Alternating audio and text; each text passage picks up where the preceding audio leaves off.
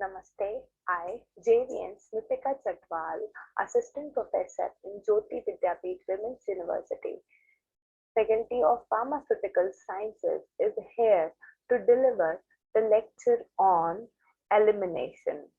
And this comes under Biopharmaceutics and Pharmacokinetics chapter in, in B Pharm 6th semester. And by studying this subject is designed to impart knowledge and skills of biopharmaceutics and pharmacokinetics and their application in pharmaceutical development, design of dose and dosage regimen, and in solving the problems arise therein. The objective of this course is to understand the basic concepts in biopharmaceutics and pharmacokinetics and their significance. Use of plasma drug concentration time data to calculate the pharmacokinetic parameters to describe the kinetics of drug absorption, distribution, metabolism, excretion, elimination. To understand the concept of bioavailability and bioequivalence of drug products and their significance, and to understand various pharmacokinetic parameters, their significance and application. So now this lecture is the continuation of our previous lectures on elimination. Now we are going to study about the elimination. Now the first thing we are going to understand are hepatic and renal extraction ratios of representative drugs. Some drugs have low extraction ratio, some drugs have intermediate extraction ratios, and some drugs have high hepatic extraction ratios. And in this, amobarbital, which has low extraction ratios. In low extraction ratios, the unit covers is lower than 0.3, and in intermediate it will be 0.3 to 0.7, and in high category it will be higher than 0.7. So amobarbital is an example of low category, and antipyrine is another example of low category. Chloramphenicol is an also example of low one, and chlordiazepine, diazepam, digitoxin, erythromycin, isoniazid, phenobarbital, phenylbutazone, phenytoin, procainamide, salicylic acid, theophylline, toibutamide, and warfarin have low hepatic extraction ratios. And in intermediate hepatic extraction ratios, the drugs come are aspirin, quinidine, dispyramide, nortriptyline, and in high extraction ratios, which is higher than 0.7, the drugs come under an enkinide, isoproterenol, mepiride, morphine, nitroglycerin, pentazocane, propoxyphene, propanazole, salicylamide, tocamide, verapamil. And these drugs are very important in consideration of GPAT question and other examination MCQ questions. Now, the estimation of reduced bioavailability due to liver metabolism and variable blood flow is to overcome first pass effect. The route of administration of the drug may be changed. For example, nitroglycerin may be given sublingually or topically because it may be given parenterally to avoid the first pass effect. Another way to overcome first pass effect to either enlarge the dose or change the drug product to a more rapidly absorbable dosage form. Then, a change in liver blood flow may alter hepatic clearance and F1. A large blood flow may deliver enough drug to the liver to alter the rate of metabolism. In contrast, a small blood flow may decrease the delivery of drug to the liver and becomes the rate limiting step for metabolism. The hepatic clearance of a drug is usually calculated from plasma drug data rather than whole blood data. Factors that affect the hepatic clearance of a drug include blood flow to the liver, that is the first one. The second one is intrinsic clearance, and the third one is the fraction of drug bound to protein.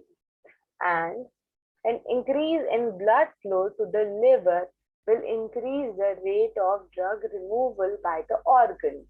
Propranolol and beta-adrenergic blocker agent decreases hepatic blood flow by decreasing cardiac output. In such a case, the drug decreases its own clearance through the liver when given orally. What is intrinsic clear? CLINT describes the total ability of the liver to metabolize a drug independently of blood flow. Intrinsic drug clearance primarily occurs because of inherent ability of the biotransformation enzyme, that is mixed function oxidase, to metabolize the drug as it enters the liver. Levels of these enzymes are increased by various drugs. For example, phenobarbital and environmental agents, for example, tobacco smoke. These enzymes are inhibited by other drugs and environmental agents, for example, cimetidine, acute lead poisoning. Now, sources of variation in intrinsic clearance is due to genetic factors, in which genetic differences within population and racial differences among different populations come under. And the second one is environmental factors and drug interaction, in which enzyme induction and enzyme inhibition comes. And third one is physiological condition, in which age, gender, diet or nutrition and pathophysiology comes. And in this fourth one, drug dosage regimen, in which route of drug administration and dose dependent or non-linear pharmacokinetics are present. Relationship between blood flow, intrinsic clearance and hepatic clearance is given by a formula CLH equals to Q CL intrinsic upon Q plus CL intrinsic. Hepatic clearance is a concept for characterizing the elimination based on both blood flow and the intrinsic clearance of the liver, as shown as noted by or as denoted by this equation. The hepatic clearance of the drug have high extraction ratios and high clearance intrinsic values. For example, propranolol is most affected by changes in blood flow and inhibitors of the drug metabolism enzymes. The hepatic clearance of drugs that have low extraction ratios and low clearance intrinsic values. For example, theophylline is most affected by changes in clearance intrinsic and is affected only slightly by changes in hepatic blood flow. Now, what is biliary drug excretion? Biliary drug excretion is an important active transport process, is also included in hepatic clearance. Its separate active secretion system exists for weak acids and weak bases. Drugs that are excreted in bile are usually high molecular weight compounds, and high molecular weight compounds have more than 500 molecular weight, or polar drugs such as risperidone, reserpine, digoxin, and various glucuronide conjugates. An average bile flow of 0.5 to 0.8 ml per minute in humans. Biliary clearance R can be calculated in the bile concentration, which is C bile, that is known as Cl biliary is equals to bile flow into C bile upon Cp. Drugs may be recycled by the enterohepatic circulation, and some drugs are absorbed from GIT through the mesenteric and hepatic portal veins proceeding to the liver. The liver may secrete some of the drugs that are uncharged or unchanged or as a glucuronide metabolite into the bile. From the bile that is stored in the gallbladder, the drug may empty into the GIT through the bile duct.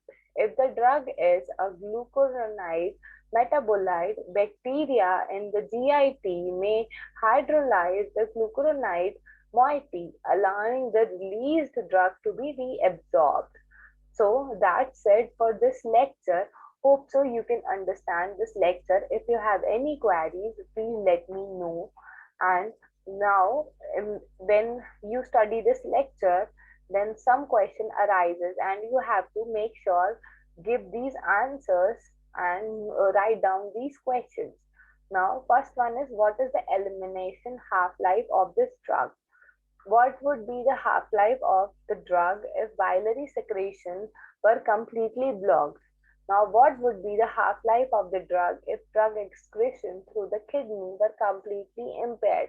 And if drug metabolization while metabolizing enzymes were induced so that the rate of metabolism of this drug doubled, what would be the new elimination half-life? And after this, so this is all about this lecture. So thank you for listening. If you have any queries, please let me know and comment below. So thank you so much. Thank you so much.